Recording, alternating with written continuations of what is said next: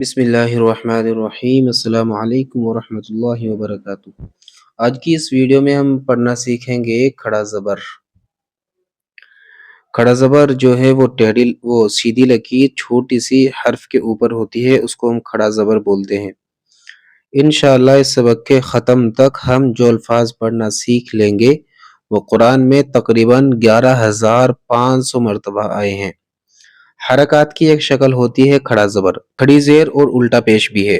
کھڑا زبر الف مد کے برابر ہوتا ہے، اس لیے اس کو بھی الف مد کی طرح تھوڑا کھینچتے ہوئے پڑھیں گے، ٹھیک ہے۔ ہونٹوں سے نکلنے والے حروف، اس بک میں ہم جو حروف تہجی کی ترتیب سیکھ رہے ہیں وہ سیکھ رہے ہیں مخارج کی ترتیب سے، ٹھیک ہے۔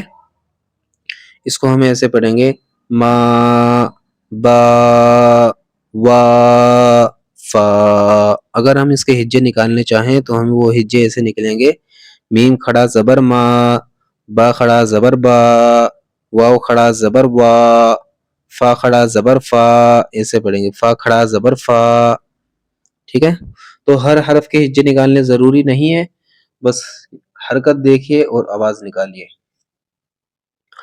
بسم اللہ: ما، با، وا، فا۔ زبان کی نوک والے حروف: فا، ذا، ظا، تا، دا، طا، زا، سا، صا، لا، نا، را۔ زبان کے بیچ والے حروف: جا، شا، یا۔ کناروں والے: ضا، کا، قا۔ حلق والے: آ، ہا، عا، حا، غا، خا۔ یہ تھے حروف تہجی، جس پہ ہم نے کیا کیا ہے، ہر حرف کے ساتھ میں کھڑا زبر ملا کر کے پڑھا ہے۔